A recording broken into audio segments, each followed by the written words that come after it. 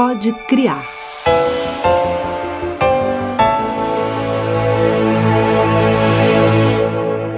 Um retrato triste da impunidade. Portal G1. Justiça absolve PMs acusados por morte de adolescente no Morro da Providência em 2015. Os militares foram presos após um vídeo mostrar os agentes mexendo na cena do homicídio de Eduardo Felipe Santos Vitor, de 17 anos, em um dos becos da comunidade. Jornal O Globo. Superior Tribunal Militar reduz para 3 anos penas de militares condenados por morte de músico e catador de lixo no Rio. Os dois foram alvos de 257 tiros durante uma operação do Exército em Guadalupe, zona norte do Rio, em 2019. Os militares vão cumprir a pena em regime aberto. Portal Metrópolis. Caso Agatha Félix. PM acusado de dar tiro que matou menina é absolvido. Tribunal do Júri entendeu que Cabo Rodrigo Soares atirou com fuzil contra a Kombi em que Agatha estava, mas não teve intenção de matar. Jornal Voz das Comunidades. PMs acusados pela morte de Cláudia Ferreira, arrastada por viatura no Rio, são absolvidos pela Justiça. Portal UOL. Policiais brasileiros matam mais do que os de 15 países do G20 somados. Essas manchetes são recentes, publicadas em diferentes veículos de notícias. Uma amostra do que ocorre nos casos de letalidade policial e do tratamento dado pelo judiciário às vítimas. Em geral, as consequências para o agente de segurança pública que mata são nulas. Mesmo quando são casos que vencem as inúmeras barreiras que atravessam o processo do crime ao tribunal. Uma maratona longa, inglória e adoecedora, que na maioria das vezes deixa um gosto amargo de derrota. Na rotina de mortos e feridos da vida militarizada do Rio de Janeiro, há um afunilamento do número de casos nos quais um inquérito se transforma em processo judicial, sobretudo quando os apontados como responsáveis são agentes de segurança pública, sejam civis ou militares. Um evento ainda mais raro é que, de fato, se cumpram os ritos do sistema de justiça, com réus e testemunhas sendo ouvidos, a avaliação de provas e debate entre acusação e defesa, aquela coisa que a gente vê em filme. Agora, em se tratando de condenação e cumprimento de pena pelos responsáveis, a gente conta nos dedos. Mas mesmo diante de tantas impossibilidades, há quem siga perseguindo, insistindo na justiça. Acho que não há sistema judiciário no mundo que dê conta da força de uma mãe.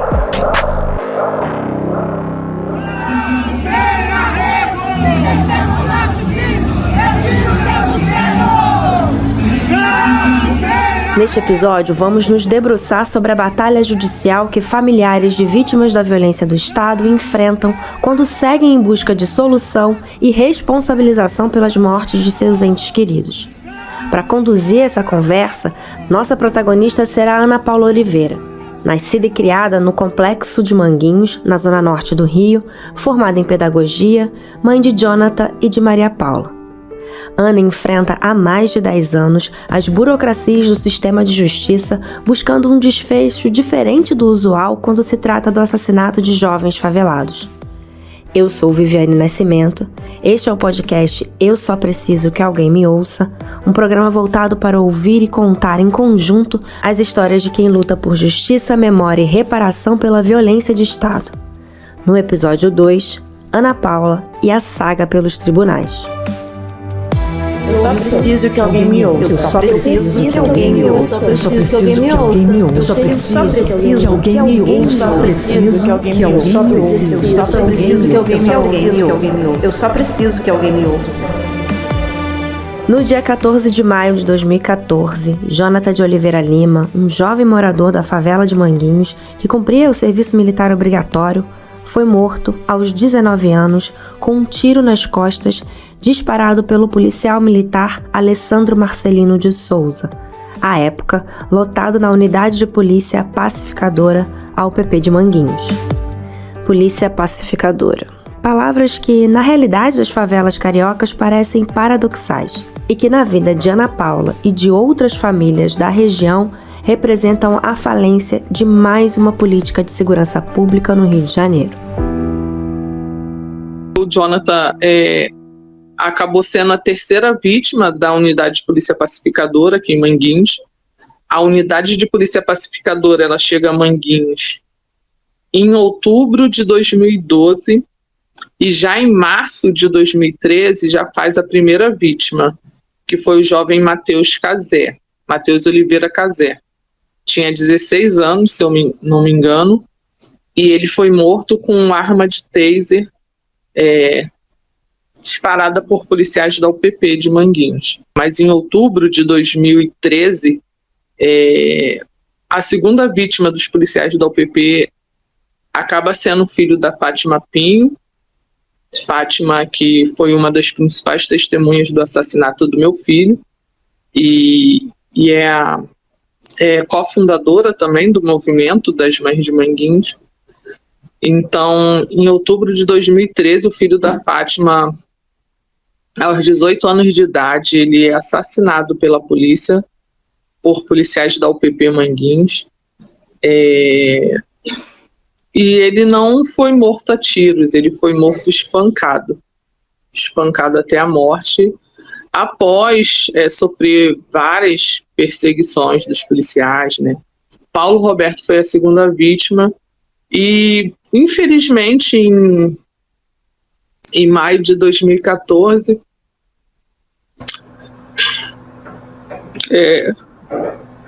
7 meses depois, né, do assassinato do Paulo, o Jonathan tinha saído da nossa casa numa quarta-feira à tarde, saiu com a namorada dele.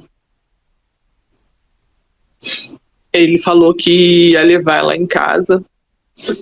Aí eu tinha acabado de fazer um pavê que eu ia levar para minha mãe. Aí eu falei, filho, já que você vai para lá, é caminho da casa da sua avó, então aproveita passar na casa da sua avó. E saiu com uma travessa de pavê na mão, a namorada do lado. E foi a última vez que eu vi meu filho com vida, né?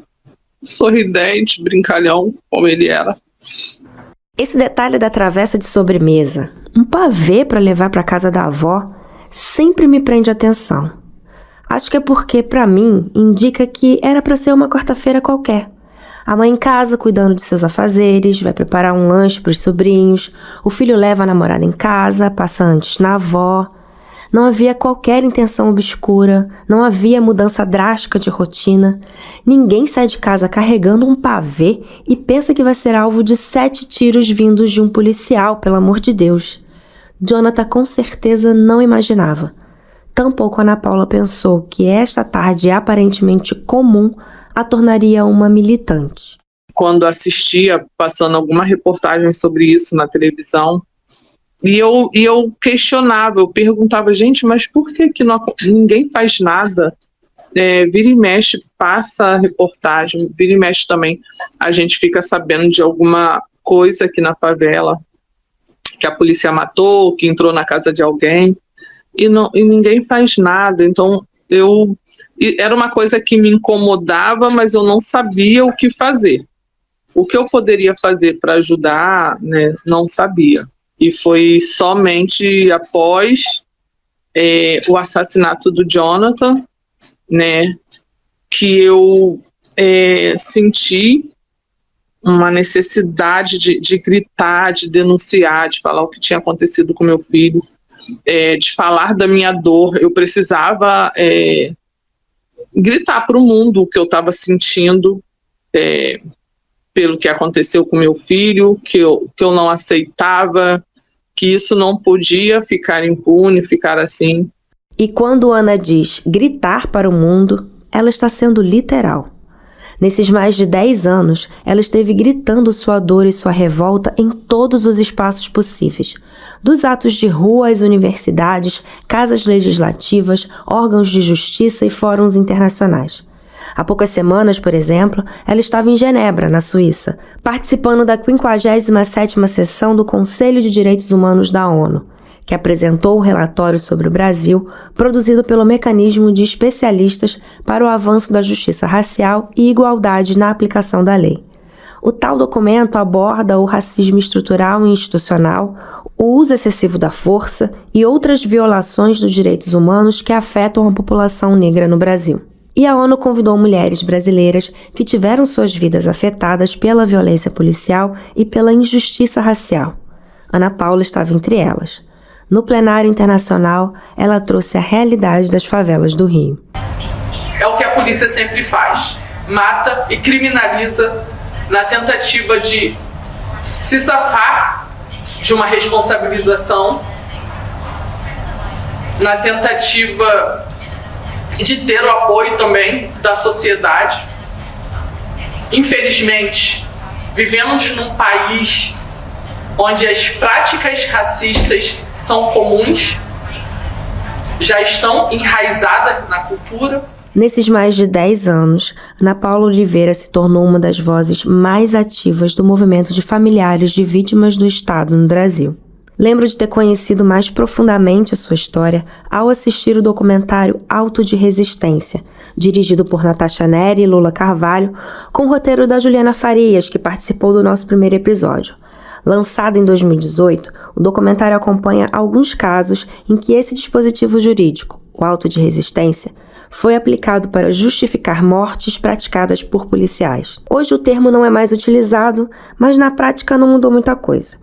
Se antes era alegado auto de resistência, ou seja, que a vítima participou ou foi atingida a partir de um confronto com a polícia, hoje a justificativa, comum nos processos e notas oficiais à imprensa, é de que os policiais dispararam em legítima defesa em resposta a uma injusta agressão.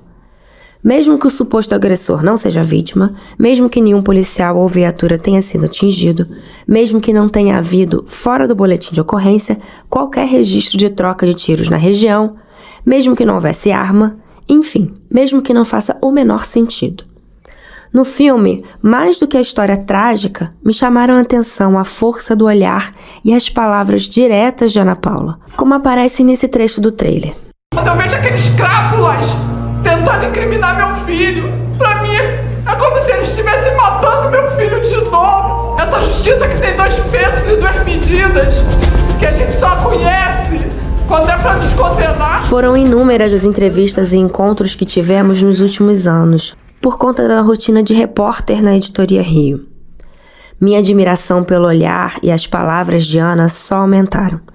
A entrevista que norteia este episódio, feita para minha pesquisa de mestrado, foi realizada virtualmente. Uma daquelas situações de necessidade de adequação de agendas, as nossas e as das operações policiais nos territórios. Dentre os muitos assuntos sobre os quais falamos naquela mais de 1h30 de conversa, optei por tratar aqui agora das suas idas e vindas pelos tribunais. Primeiro porque é um caso que exemplifica bem o que passam as famílias de vítimas no sistema de justiça. E depois porque, posteriormente, pude acompanhar as 2 etapas mais recentes dessa saga. Àquela altura, janeiro de 2023, ela havia passado por 3 audiências para que fosse decidido se o processo iria à júri popular, à vontade da família, além de um julgamento de recurso da defesa do policial para que isso não acontecesse. O tribunal do júri é destinado a crimes dolosos contra a vida, considerados de interesse social. Quando conversamos, já estava decidido que sim, o policial Alessandro Marcelino de Souza iria à júri popular. Mas quando? Ana Paula aguardava há incríveis 4 anos pela marcação da data do julgamento. Naquele momento, tudo seguia em aberto e o policial em liberdade. Ainda está em aberto, em nenhum momento ele foi preso, né? Mesmo após testemunhas, mesmo após o exame de balística comprovar que foi da arma dele, que saiu o tiro, que matou meu filho. Enquanto ainda aguardava a marcação do júri popular, sobre o qual falaremos daqui a pouco, Ana Paula seguia levando sua revolta para os mais diversos espaços. Na esteira dos debates que seguiram a divulgação do documentário Auto de Resistência, ela participou de um evento na Escola da Magistratura do Estado do Rio de Janeiro. E mesmo diante de juízes e futuros juízes, não poupou críticas ao tratamento dado a pessoas periféricas pelos chamados operadores do direito. Para mim, estar aqui hoje, ocupando o lugar aqui nessa mesa, nessa escola, tem uma significância enorme. Porque quando meu filho foi assassinado, houve as investigações, o caso... E quando eu recebi a notícia de que o caso do Jonathan tinha chegado ao Tribunal de Justiça, eu que nunca tinha colocado os pés num Tribunal de Justiça, no auge da minha ignorância, eu achava que ali eu ia encontrar realmente a justiça. Até agora eu não conhecia essa justiça. Teve uma audiência que foi julgamento de um recurso do réu, que foi adiado porque o advogado do réu foi sem a gravata. Então, assim, são vários deboches, sabe? Com a nossa dor, com a dor do familiar, com a dor de uma mãe, de um pai que tem um filho arrancado dessa forma. É muito revoltante, a palavra é essa, é revoltante, quando a gente chega naquele lugar que é o do judiciário e a gente vê os policiais assassinos fazendo cara de vítima, e ali a gente percebe que quem está sendo julgado são os nossos filhos. Na nossa conversa, Ana contou que até a primeira audiência sequer sabia quem era o policial que assassinou o Jonathan e constatou que durante todo aquele tempo tinha convivido com ele pelas ruas de Manguinhos sem se dar conta. Ou seja, o Estado não ofereceu a Ana, assim como não costuma oferecer a nenhum familiar de vítima, qualquer forma de proteção. Nem a proteção mínima, que é de não ser obrigada a conviver com quem matou seu filho. Primeiro, logo assim, no início, eu só fui descobrir quem era o policial que matou meu filho no dia da audiência. Quando eles chegaram, a gente ficou no mesmo corredor, praticamente família do Jonathan, as testemunhas de acusação, que eram os moradores da rua onde o Jonathan foi baleado. E aí os policiais chegou o comandante da UPP Manguinhos, capitão, sei lá o quê, da UPP Manguinhos, com eles, e eles já hostilizando a gente com os olhares, com as caras de deboche, risadinhas, no dia da primeira audiência, que foi quase um ano após a morte do Jonathan, né? A primeira audiência acontece, se eu não me engano, em fevereiro de 2015. E aí nesse dia saiu uma nota, assim, quase meia página do jornal O Dia, com a minha foto, segurando a foto do Jonathan. E aí na reportagem fala: hoje não será a primeira vez que o policial Alessandro Marcelino de Souza sentará no banco dos réus. Ele já respondia por triplo homicídio e 2 tentativas de homicídio na Baixada Fluminense. Esse mesmo policial ele já tinha sido preso, ficou acho que 1 mês preso, ou 2 meses preso, por conta desse outro processo aí, que ele era acusado de envolvimento em triplo homicídio e 2 tentativas de homicídio. Mesmo com todos esses absurdos e dificuldades, o caso do assassinato de Jonathan ter chegado ao tribunal pode ser considerado uma vitória, pois é uma exceção na rotina de mortes do Estado. Apesar da espetacularização da violência criar uma imagem assustadora sobre o Rio, não há como negar que a coisa por aqui não está tranquila há bastante tempo. Ouso dizer que, pelo menos desde que os portugueses desembarcaram de suas caravelas. Embora o governo do estado goste de alardear uma redução nos últimos 2 anos, os índices do que se chama letalidade violenta ainda são absurdos. De acordo com o boletim mais recente do Instituto de Segurança Pública, o ISP-RJ, entre janeiro e novembro de 2024, foram registrados 3.428 casos de homicídio doloso, lesão corporal seguida de morte, roubo seguido de morte ou morte por intervenção de agente do Estado. Dentre esses, 659 mortes foram de responsabilidade das polícias. Já a pesquisa Onde Mora a Impunidade, feita pelo Instituto Sou da Paz, aponta que o Rio tem uma taxa de resolução de homicídios, de um modo geral, de apenas 25%, entre as piores do país. Se bem que o índice nacional também não é grande coisa, 39%. Ou seja, muitas mortes, pouca resolução. Quando falamos de mortes ligadas à atuação de agentes de segurança pública, nós, pesquisadoras e pesquisadores, temos até dificuldade para encontrar os números. Solucionar um crime não significa necessariamente responsabilização dos culpados. Muito pelo contrário. Para entender melhor os meandros e as dificuldades da saga judicial dos familiares de vítimas do Estado, conversei com a doutora Maria Júlia Miranda, do Núcleo de Defesa dos Direitos Humanos da Defensoria Pública do Estado do Rio de Janeiro.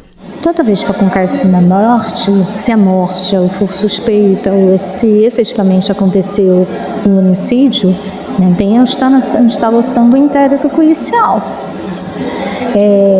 O inquérito policial vai levantar todas as evidências e provas da dinâmica do fato. E quem analisa se a hipótese é de oferecimento de denúncia ou não, ou seja, propositura da ação penal contra a pessoa que matou, é o Ministério Público. Nos casos de letalidade policial, mais de 80%, mais de 90% dos casos de letalidade policial eles são arquivados sem que o Ministério Público ofereça denúncia contra o policial. Muitas vezes pela ausência de prova em decorrência de uma investigação ineficaz. O que é perceptível que nos casos de morte, que vêm registradas como morte decorrente da intervenção policial, apenas o relato do policial dizendo que agiu em legítima defesa gera um certo enterramento da investigação. A entrevista com a doutora Maria Júlia ocorreu em um café um tanto barulhento do fim do expediente de um prédio comercial no centro do Rio. A gravação teve que ocorrer nessas circunstâncias porque, naquela tarde, enquanto eu me locomovia até a Defensoria Pública, o prédio, assim como todo o quarteirão, ficou sem energia elétrica. Então não estranhe uma eventual música alta ou sinal do elevador. Mas, seguindo com as contextualizações, o usual é que, nos processos, valha uma espécie de lei conhecida das famílias das vítimas. A súmula 70. O item número 70 do conjunto de regras do Tribunal de Justiça do Estado do Rio de Janeiro determinava que o fato da prova oral se restringir aos depoimentos de autoridades e seus agentes não desautoriza a condenação. Isso tem significado em termos leigos que na hora H a palavra do policial é o que vale. Um sopro de esperança ocorreu no dia 10 de dezembro de 2024, quando o órgão especial do Tribunal de Justiça decidiu, por 13 votos a 1, atender parcialmente a um pedido da Defensoria do Estado feito em 2018. Mais uma vez, olha aí a demora na Justiça. Os defensores queriam a anulação completa da súmula 70. O tribunal resolveu mantê-la, mas alterar o texto para: o fato de a prova oral se restringir a depoimentos de autoridades policiais e seus agentes autoriza a condenação quando coerente com as provas dos autos e devidamente fundamentada na sentença. Ou seja, a partir de agora, a Corte exige outras provas além do relato dos agentes para basear uma sentença. Maria Júlia conta como a aproximação da Defensoria Pública com as favelas do Rio trouxe uma mudança no modo de trabalho do órgão. Comentou sobre a subnotificação da letalidade policial, já que os casos só entram para essa estatística quando os policiais apontam que houve confronto direto e as mortes ocorrem no local, e de como o baixo índice de resolução de casos acaba sendo uma escolha política de quem decide onde os investimentos são feitos. No momento muita polícia entra nas favelas do Rio de Janeiro, e aí a gente tem que falar de uma política de segurança pública que é adotada, que é uma política de segurança pública bélica, em que 80%, o estado do Rio de Janeiro hoje é o estado que mais gasta com segurança pública, tem a plataforma justa em que é possível fazer a verificação de dados, 80% desse valor vai para a polícia militar, né, e 20% então para a Polícia Civil. Só que não existe uma diferenciação entre a Polícia Civil e a Polícia Técnica, porque a polícia faz parte da Polícia Civil aqui no estado do Rio de Janeiro. Então se investe muito pouco em perícia, em inteligência, e se faz a opção então de uma política de segurança pública de confronto. Então, a polícia, ao entrar nas favelas do Rio de Janeiro, é como se houvesse uma suspensão da Constituição Federal e você percebe uma série de violações de direitos, como invasão de domicílio, assédio, agressão física, destruição de patrimônio, roubo de patrimônio, furto de patrimônio, até, né, o que nós consideramos mais drástico, que é a morte. O tempo não costuma ser aliado dos familiares de vítimas nos processos judiciais. O Código de Processo Penal brasileiro fala que um inquérito policial deve durar 10 dias se o indiciado estiver preso em flagrante ou preventivamente e até 30 dias se estiver solto. Na prática, isso não está nem perto da realidade. Um exemplo é o levantamento da Defensoria Pública do Estado do Rio de Janeiro sobre os inquéritos das mortes de crianças e adolescentes no estado. As investigações se arrastam, em média, por 9 anos e 8 meses até serem concluídas. E como já explicado pela doutora Maria Júlia, essa é apenas a primeira etapa. Se ou quando esse inquérito é concluído, o Ministério Público analisa e decide se oferece ou não uma denúncia. Caso a denúncia seja oferecida e aceita, aí sim começa de fato um processo nos tribunais. Agora, se na fase da investigação se perde quase 10 anos, imagina quanto tempo é necessário até que uma audiência seja marcada. E muitas vezes, quando é marcada, pode acontecer um balde de água fria, como nesse áudio que recebi de um familiar de vítima que tentava organizar uma mobilização. Boa tarde, pessoal. Avisando aqui que a audiência que estava agendada agora para as 2 da tarde não vai ser mais. Foi adiada para o dia 26 de março. Eu estou aqui na porta do fórum.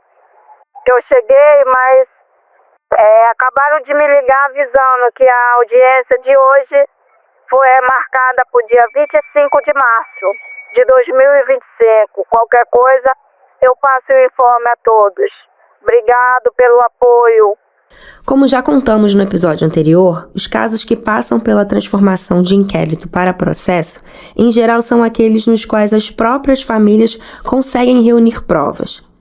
Mas nem sempre essas provas são suficientes ou possíveis de serem encontradas, principalmente quando se trata de testemunhas. Quem vai garantir a segurança de uma pessoa que aceite testemunhar contra policiais assassinos? Parte significativa da luta dos familiares de vítimas é para que haja algo que deveria ser básico: perícia. A reivindicação dos movimentos é para que essa perícia seja independente. Não faz mesmo muito sentido que a polícia investigue a própria polícia. Mas a verdade é que, em geral, não ocorre perícia nenhuma e a versão do policial acaba prevalecendo no tribunal. Para tentar fornecer mais elementos técnicos para os processos, a Defensoria Pública criou, em parceria com a Universidade Federal Fluminense e com o financiamento do Ministério da Justiça, o Projeto Mirante. A iniciativa tem o objetivo de desenvolver e aplicar metodologias e tecnologias para investigações independentes, assim como a aplicação de técnicas forenses em casos de violência de Estado. Nós, que somos defensores e defensoras públicas, a gente não tem uma formação técnica que nos permita a produção de material com tanta riqueza metodológica, científica, para chegar a essa conclusão e apresentação do material.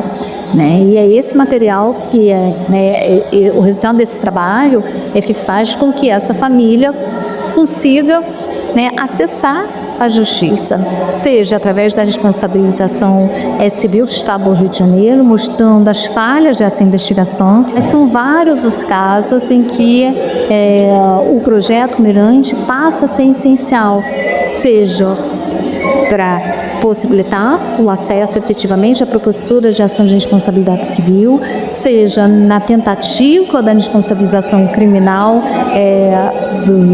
de pericial. O projeto teve início em janeiro de 2024 e pretende trabalhar com cerca de 60 casos de mortes decorrentes de intervenção policial, oferecendo suporte técnico a membros da Defensoria, produzindo provas técnicas por meio de metodologias como modelagem 3D, estatística, geolocalização, revisão e análise de laudos periciais, análise audiovisual georreferenciada. Uma equipe multidisciplinar, uma espécie de força-tarefa, com peritos, acadêmicos e operadores do direito que tentam preencher uma lacuna de informações e evidências possíveis, mas não apresentadas nos processos. A meta são 60 casos ao todo.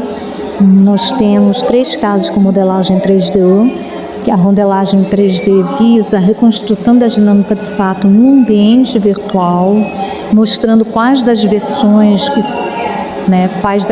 das versões que faz sentido de acordo com as outras evidências. Então, esse é o caso, por exemplo, do Jonathan Tilo da Ana Paula, que fica claro que a versão policial ela não se sustenta, que esse policial ele diz que teria tirado numa situação de confronto, então o Jonathan estaria na frente, em contraposição à testemunha presencial que diz que viu um momento que o policial se abaixou e puxou o filho e falou para o Jonathan voltar. Então o Jonathan vira de costas, nesse momento ele é alvejado. Toda a modelagem 3D mostra que efetivamente a versão dessa testemunha, em todo o conjunto probatório, que é a versão que se sustenta e não a versão policial. Voltamos então ao caso do Jonathan e à saga judicial da Ana Paula. O julgamento em júri popular finalmente aconteceu, no dia 5 de março de 2024. Como explicou a doutora Maria Júlia, o processo foi revisto pelo Projeto Mirante e enriquecido com provas técnicas. Foi a primeira vez que a tal modelagem 3D, que desmentiu a versão do policial de que Jonathan teria atirado, foi utilizada em um tribunal do júri no Brasil. Uma prova técnica robusta, aliada aos depoimentos das testemunhas, aos laudos de balística que comprovam que foi Alessandro Marcelino de Souza o autor do disparo mortal.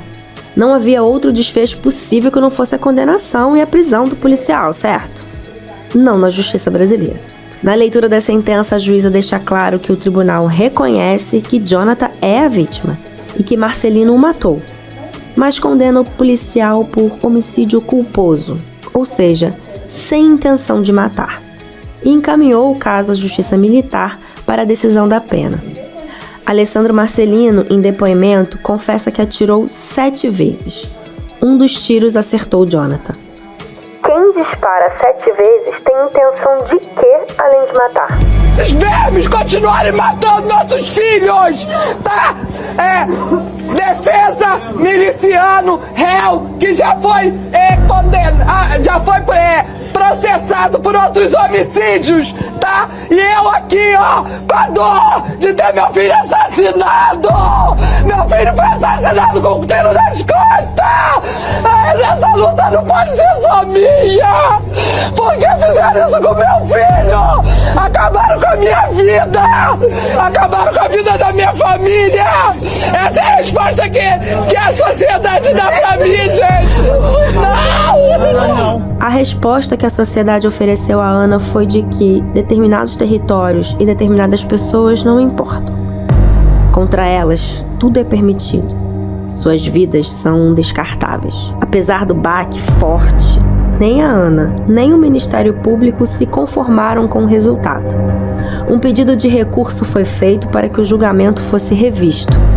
Ana seguiu falando de Jonathan e iniciou uma campanha internacional por um novo julgamento. Olá pessoal, eu sou Ana Paula Oliveira, sou a mãe do Jonathan de Oliveira Lima. Meu filho tinha 19 anos de idade quando em 2014 foi assassinado por um policial na favela de Manguinhos, zona norte da cidade do Rio de Janeiro. Estamos aqui esta semana com Ana Paula Oliveira, estamos aqui em Naciones Unidas, en Ginebra, porque la estamos acompañando para exigir justicia por el asesinato de su hijo, Jonathan Oliveira. Como tantos outros meninos, vítima da violência policial e da letalidade do Estado brasileiro. 7 disparos, um atingiu Jonathan e hoje a justiça brasileira acredita que não havia intenção de matar. Isso não é possível. O resultado do júri popular do caso Jonathan diz muito sobre o Estado brasileiro. Infelizmente, os índices de letalidade policial têm aumentado em vários estados, com destaque para Bahia, Ceará e São Paulo, que nos últimos anos passaram a disputar esse protagonismo nefasto com o Rio de Janeiro. A doutora Maria Júlia analisa. E eu acho que foi uma coisa muito séria nisso, porque na realidade um Estado que não investiga um crime, né, praticado por agente estatal, isso coloca em xeque a própria democracia. Então a gente vai ficar reiteradamente permitindo crimes perpetrados por agentes estatais sem que efetivamente você tenha a responsabilização e sem que efetivamente você tenha a reparação integral das famílias. A análise do recurso do caso Jonathan aconteceu no dia 11 de dezembro de 2024, na 5ª Vara Criminal. Os familiares e apoiadores de Ana Paula lotaram o pequeno auditório no qual os desembargadores entenderam que o primeiro julgamento teve erros e que, portanto, deveria ser anulado. A pressão deu certo. Tivemos todos que segurar o grito. É um tanto insano comemorar que vai começar tudo de novo. Aguardar sabe-se lá quanto tempo por uma nova data, torcer para a formação de um júri mais diverso, passar pelo sofrimento de ver e ouvir mais uma vez os relatos das testemunhas, a defesa do policial tentando desqualificar Jonathan e todos os moradores de Manguinhos, o policial assassino com sua ladainha de um mero cumpridor do dever. É pesado, mas é uma possibilidade de que algo diferente aconteça. A chance de que a saga de uma mãe lutada finalmente termine em justiça. No TED, né, nos direitos humanos, nós tivemos êxito. Isso acho que é mais importante. Êxito na parte processual. Ou seja, foi anulado o júri. Na saída do tribunal, o defensor público que acompanha o caso entregou a Ana Paula a letra da música Por um Dia de Graça, do cantor e compositor Ney Lopes, que fala sobre o dia em que seus olhos hão de ver o mal cortado pela raiz, o choro se findando e a paz reinando. O mal cortado na raiz, do jeito que o mestre sonhava. O não chorar e o não sofrer se alastrando. O céu da vida, o amor brilhando. A paz reinando em santa paz. Em cada palma de mão, cada palmo de chão, semente de felicidade. O fim de toda a opressão. O cantar com emoção. Raiou a liberdade. Chegou o áureo tempo de justiça, ao esplendor do preservar a natureza e respeito a todos os artistas. A porta aberta ao irmão de qualquer chão, de qualquer raça, o povo todo em louvação por esse dia de graça.